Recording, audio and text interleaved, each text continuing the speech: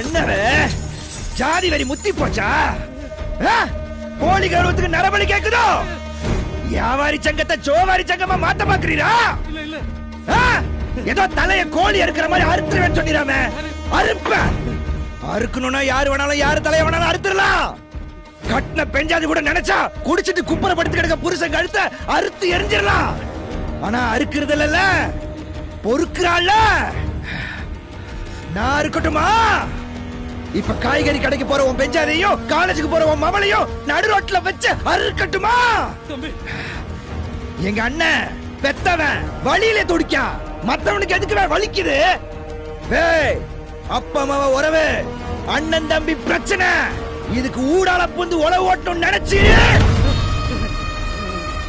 என் வீட்டு பிள்ளைக்கு குண்டு மணி அளவுக்கு குறை வந்துச்சு.